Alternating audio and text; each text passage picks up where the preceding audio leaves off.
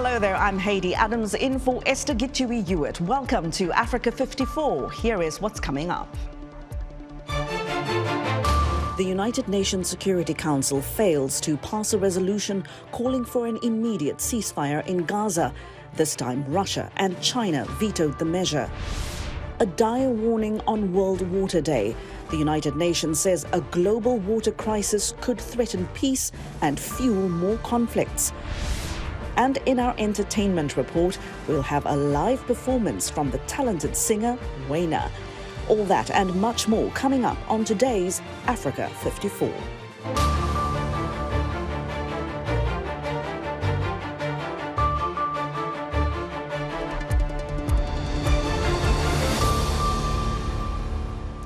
We begin Friday at the United Nations, where against the backdrop of a looming famine in Gaza, the Security Council has failed to pass a resolution calling for an immediate ceasefire in the enclave as part of a hostage deal. This comes after Russia and China, who are permanent members, voted against the measure introduced by the United States. The vote in the 15-member Security Council was 11 in favor, 3 against and 1 abstention. The U.S. ambassador to the UN, Linda Thomas-Greenfield, laid out the reasons for the resolution. First and foremost, we want to see an immediate and sustained ceasefire as part of a deal that leads to the release of all hostages being held by Hamas and other groups, and that will allow much more life-saving humanitarian aid to get into Gaza. Of course, we can't just want that to happen. We have to make that happen. We have to do the hard work of diplomacy. I know you've heard me say that a lot, and that's because it's the truth. A Security Council resolution means much less if it is not actually made real on the ground. That's why the United States, Egypt, and Qatar are working around the clock in the region to secure an immediate and sustained ceasefire as part of a deal that leads to the release of all hostages being held by Hamas and other groups that will help us address the dire humanitarian crisis in Gaza. Now, for more insight, let's go live to the United Nations, where VOA UN correspondent Margaret Basher is standing by. Great to see you, Margaret. What does this resolution's failure mean for the many Palestinians crowded into Rafah? Well, Haiti, it's never good news when the international community can't achieve some sort of consensus. So that in and of itself is bad. We certainly saw geopolitical divisions within the Council on display today, not for the first time. And on the ground, though, I don't know that really a resolution at this point, almost 6 months into the conflict, is going to stop, for instance, Israel's stated intentions of its ground operation into Rafah, where there are many hundreds of thousands, more than 1 million Palestinians sheltering. So it's unclear if it could really be implemented, whether Hamas would release hostages if a resolution told them to do so. Look, 2 weeks ago, the Council adopted a resolution calling for a Ramadan ceasefire for Sudan, and we haven't seen any change on the ground there. So it's really not certain that the Council's proclamations carry the weight that they once did, frankly. So, Margaret, what are the Russians and the Chinese saying about why they vetoed this resolution? What did they not agree with in this measure? Well, the Russians took a very political stance about it. They accused the United States of being hypocritical about this resolution containing empty rhetoric, about them dragging their feet for many months to come with something to realize that a ceasefire is necessary after 32,000 Palestinians have been killed. So their stance was a bit more political. The Chinese also had political undertones, but they focused a bit more on the language. They said it was ambiguous, and they weren't the only council member to say that. The language says determines the imperative of an immediate and sustained ceasefire. Determines the imperative is a bit vague, and it's not typical Security Council language. We usually hear the Council demand a ceasefire or call for a ceasefire. So some Council members expressed reservations about the language, including Algeria and Guyana. Margaret Basher, we're going to leave it there. Thank you so very much. VOA UN correspondent Margaret Basher reporting live for us from New York. Meanwhile, just a short while ago, the U.S. House approved a $1.2 trillion package of spending bills just a few hours before funding for some key federal agencies is set to expire. The bill now moves to the Senate, where leadership hopes for a final vote later Friday. Today is World Water Day, and the theme is Water for Peace. There is a growing risk of conflict over water resources as climate change takes hold. That's according to the United Nations. Meanwhile, the aid agency Oxfam is accusing global corporations of grabbing water from poorer countries to boost profits. Henry Ridgewell has more from London. In Johannesburg, South Africa, the taps are running dry. The city has seen a collapse of its water system, affecting millions of people. In Soweto, on the outskirts of the city, thousands line up to collect water from tankers every day. It has been a serious challenge, a very challenging time for my age, that I have to be here carrying these 20-litre buckets. And the sad thing is that we don't know when our tap's going to be wet again. Crumbling infrastructure is partly to blame, but scientists say climate change is causing rivers and reservoirs to dry up in South Africa and many other parts of the world. As the United Nations marks World Water Day on Friday, it's estimated that 2.2 billion people live without safely managed drinking water. UN scientists say roughly half of the world's population is experiencing severe water scarcity for at least part of the year, with poorer nations in the global south or developing countries the most affected.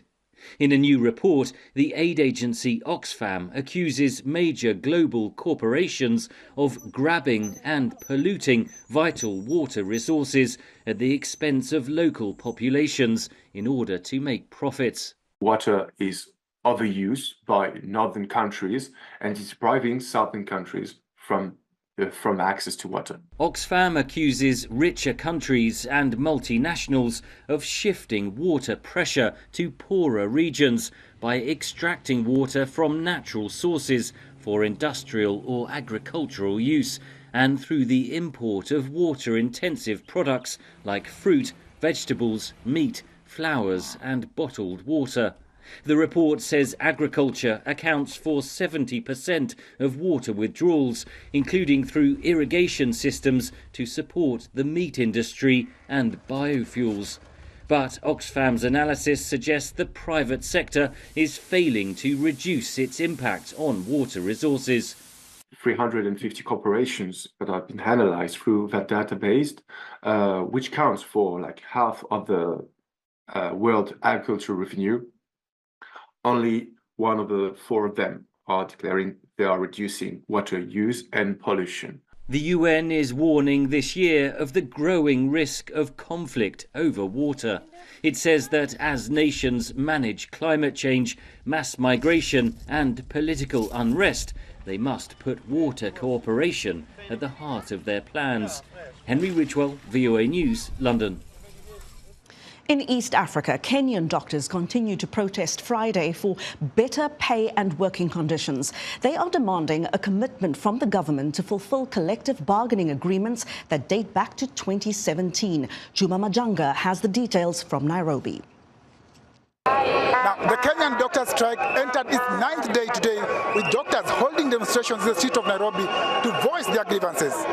Among the 19 issues that the doctors want resolved is lack of comprehensive medical care for their members and delays in placement of medical interns. Now, as the government and doctors' union continue to hold strong stances on the issues, it is Kenyans who are in need of medical care who are bearing the brunt of this issue. I just feel like what we are doing here is very necessary because I have come out here to support the KMPDU, that is the medical people, because this thing is also affecting us as nurses.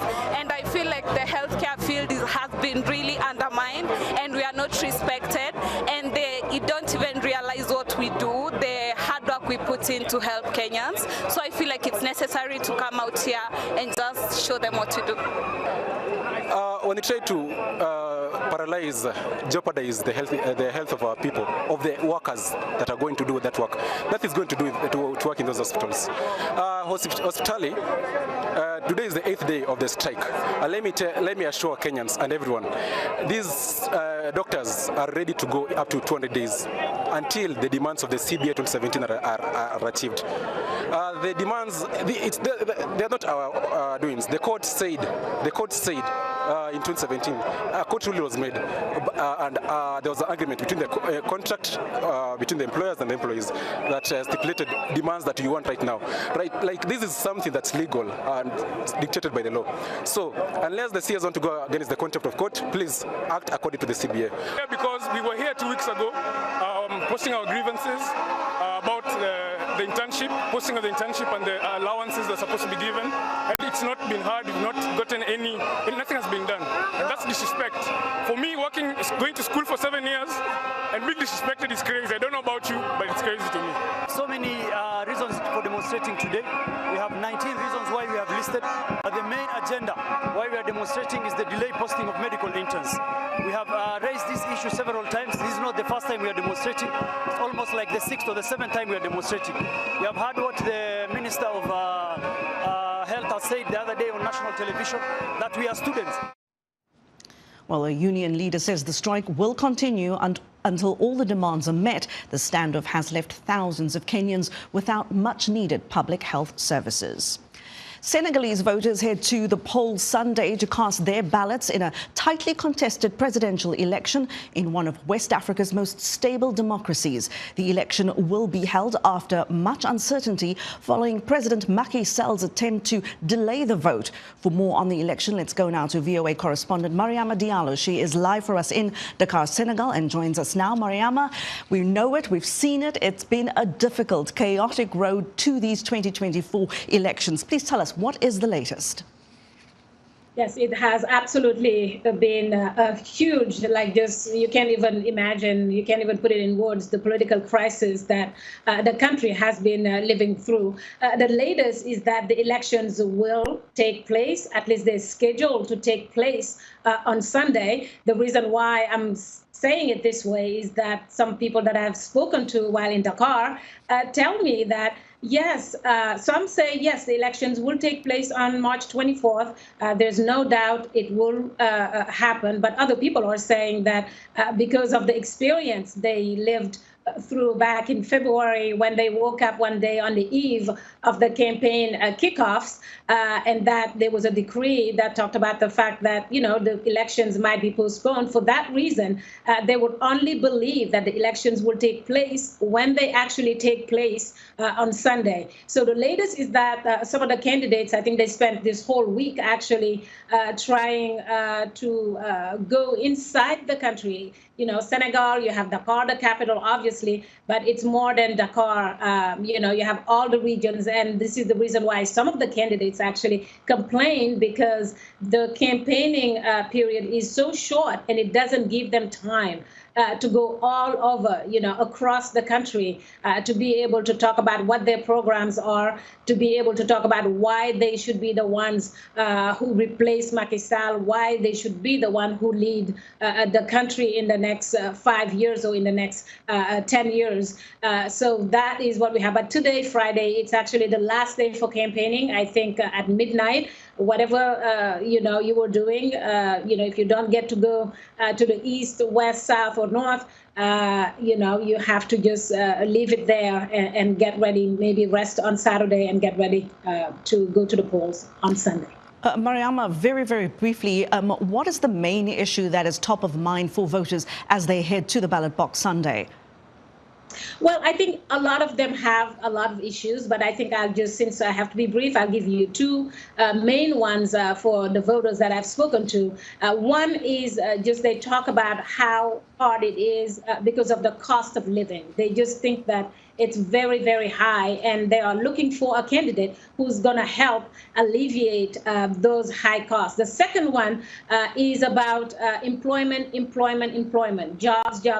I mean, Senegal, as you know, more than half of the country, they are young and they graduate from colleges, they have diplomas, they get out, they cannot find work. So those are some of the main two issues that I got to talk to voters about. Well, Mariama, we wish you all the best with your coverage. We look forward to seeing that. Mariama Diallo is VOA's correspondent reporting there for us live from Dakar in Senegal. We're going to take a short break here, still to come. In our entertainment report, Heather Maxwell has a very talented singer and actor here in studio. If you want to find out who it is, you better stay with us. We'll be right back.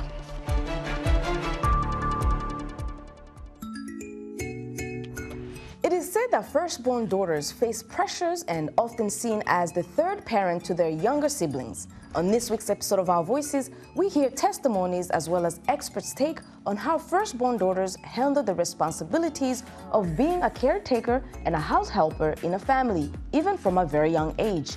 Join the conversation each week right here on Our Voices.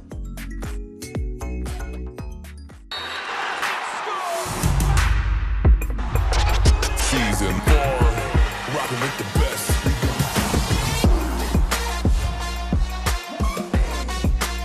Rocking with the best.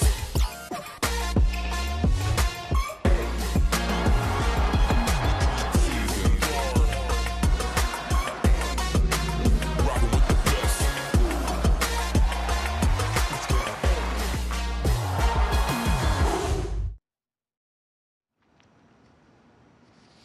In other news, the United Nations says overcrowded refugee camps in eastern Chad are set to run out of money soon, exacerbating a dire humanitarian crisis caused by the spillover from a deadly conflict in Sudan.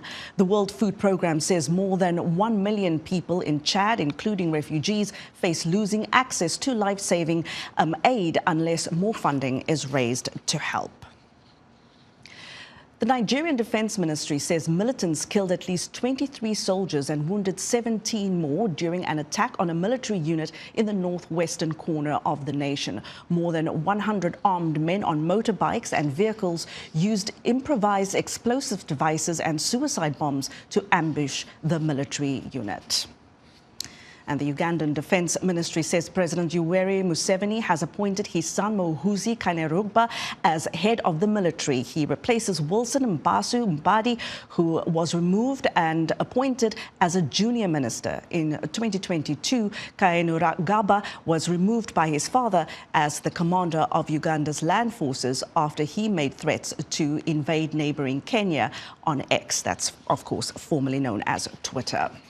Zambia is facing a national disaster due to a prolonged dry spell, causing the price of staple foods to surge. The African Education Program has joined with Amos Youth Center in Zambia to launch a nutrition program that provides meals to more than 350 children each school day. VOA's Paul Ndu spoke to Paul Chisunka, he's the country director of the African Education Program in Lusaka, to gain more insight. We have been working basically to provide quality and inclusive education, as well as leadership, health, entrepreneurship and financial literacy, nutrition, food security is a very vital component of our programming, along with other interwoven programming that is essentially made so that we can groom the leaders that we require to transform not only their communities, but even Zambia. There's a feeding program that has been running now for about 6 years. And this feeding program, Paul, is very fundamental because, as you would know, poverty is at very high levels in Zambia. And now, especially with the drought situation that you have found that there are very few households that have access to 3 meals in a day, and more especially in peri-urban and rural settings. And therefore, we felt that it was very important to enable those that were on our program to have access to nutritious meals. And every day we provide no less than 300 hot meals. We have over 750 children as well as youth that are on our program. How do these young people come to you? Do you like go out looking for them? We have a very well coordinated approach that is inclusive in the selection process in terms of identifying who it is that basically deserves that kind of support. And therefore, on a yearly basis, we undertake a membership visitation. This is a door-to-door exercise, Paul, where we talk to the families to understand their needs, to understand their level of vulnerability, and be able to talk to the children themselves as well as the youth so that we know what level of intervention is required. And after carrying out this rigorous, meticulous process in a very objective manner, we gather the data, we analyze it, and then based off that, we're able to identify who it is that is most in need. You talked about 750 young people. Do you have like a community where they all come, or you figure out how to help them at their various homes or places where they reside? Our main focus right now has been to invest in the community of Kafue. And this is deliberate because we have wanted first to ensure that we are able to realize meaningful impact. We have been invested in Kafue now for 18 years. And basically we cater to all the various communities that are within Kafue, and now even reaching the outlying areas such as Chanyanya, for instance, just to ensure that our programming is much more accessible and much more inclusive. We do have plans over the long term, of course, to scale our programming so that it can reach the wider areas of this country. Paul Chasunga there, Country Director of the African Education Program in Lusaka, Zambia. Well, as promised, it's time for our entertainment report, and here is Heather Maxwell and her special guest, singer-actress Wayna. Guys, I'll let you take it from here. Hello, Haiti. Hello, everyone. Yes, Wayna is here with us. Hi, Wayna. Hi, Heather. It's so great to be here. Thank you for having me. It is great having you. You look beautiful. Thank you. You too. Thank you. We match a little bit. We do. So you are a singer, an actor. Also, you were at one point a writer for the White House. Right. That's quite a career change. So what made you switch? Yeah, well, you know, my mom sacrificed a pretty comfortable life in Addis Ababa to bring us here to the States and in pursuit of the American dream. And for me, you know, the message that a lot of immigrants get is get a stable job, get a good income. But for me, I really wanted to live a life of passion and purpose. And it became pretty clear to me that a lot of other people could do what I was doing. I was writing for the president. I mean, there were 6 other of us there writing for the president. So I decided that there is a story and a perspective that I have as an artist that only I could tell. And I felt like it was my responsibility to my mom and her sacrifice and all the other people who couldn't get out of Addis Ababa to make the most of that opportunity. Well, I think you have. Let's take a look at a little bit of your acting. Layla in Housewives of Zamunda, and then Mihret in the short film The Other Side. No one cares that Layla hasn't been putting out any music since she's had a family. Maka tells me that you know Chanel Monáe. Yeah, I met her. I mean, we were 2 underground artists at the time, going up against each other for our first Grammy nod. Of course, now she's a huge star. And I make these star-shaped sandwiches. Sometimes waking up is not about what's on the other side. That is just, I mean, so funny, and then also so serious and dramatic at the same time. You're really quite talented in acting. Thank you. But you have the singing side. Yes. So let's get to that. Yeah. You have a new release coming out. Is this your fourth album? This is my fourth project. Yes, I'm super excited to be back in the studio working on some great music that's a fusion of soul and R&B and African blends. So it's very exciting, very cool stuff that's coming. Yeah, just yesterday I was trying to talk to you and you're like, I'm in the studio. Yeah. Let's get you to the microphone and hear a sample. Let's do it. Okay.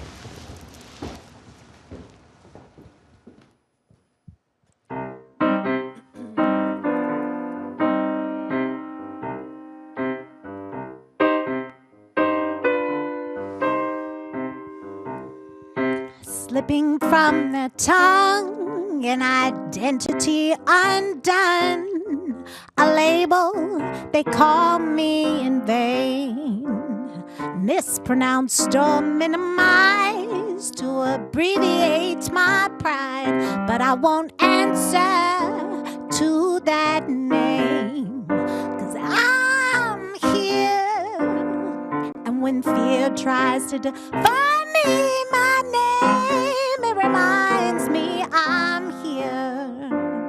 No, it isn't all the same. There's only one I'll ever claim, and I won't answer to that name. No, I won't answer to that name. They may squint and scrutinize, the me in their eyes, but I know from where I came. But as long as I'm alive, I'll hold my head up high, and I live up to my name. For I'm here when fear tries to define me. My name, it reminds me I'm here. No, it isn't all the same. There's only one I'll ever claim, and I won't answer to that name. No, I won't answer to that name. No, I won't answer to Wanda, Wendy, Winona, Wilhelmina, Wakanda. I'll only answer to what my mother and I tated and Shaman you named me. I'll only answer to my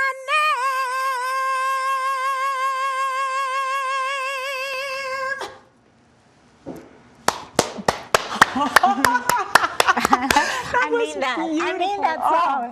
It's just lovely. So tell us about your upcoming performance. You're having a release party here in Washington, D.C. Yes, I'm having a new music release party at Blues Alley, the legendary Blues Alley in Georgetown, and it's going to be amazing. 2 sets, 7 and 9 p.m., Friday, May 17th.